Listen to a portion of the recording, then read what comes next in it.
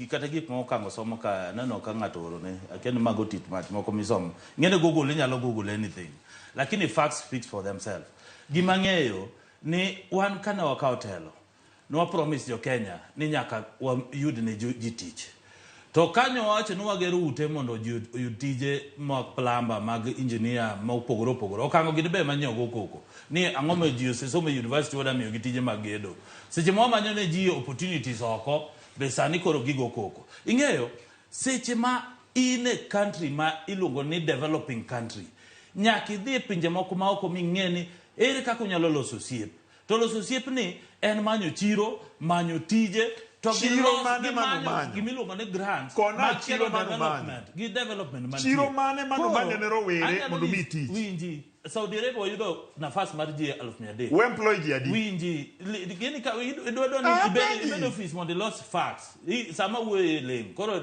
sama wuoye aling koro ling namba 2 bati wachenjo strategy nikech asenyiso kango mondo som manifesto mar Kenya Kwanza One Ruto en ng'amuluoro Nyasaye. Uloko strategy koro. En ng'amuluoro Nyasaye. Uloko strategy. En okumadha ndiwo. Ing'eyo gima timore ni gine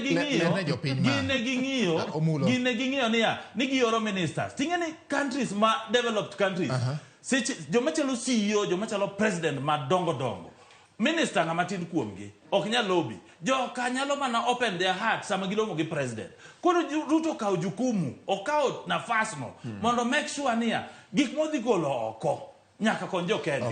To gima impact ma gigo mena timore no biro timo lakini gima ada nyiso kango wacho austerity measures. Yes. Okango nego bi office mar government mondo ng'e ni gik ang'o matimore e government. Namba 1 Jide jok mat chai jo ginene iluongo ne dialogue kuche ma okango ni madhi chai gi mandas. Namba 2 ineno pi mar 1 liter cha tindo kete moro kadogo moro matin machalo soda mamiuso matis cha.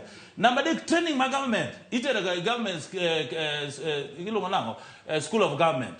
Koro onge government ma waste pesa kata gazeti ne jok so gino Ruto timo okao plan mar make sure ni everything mondike manifesto nyaka bed implemented. But yes Omullo wacho ni onego adhi office gima rasom gima iluongo ni the plan na says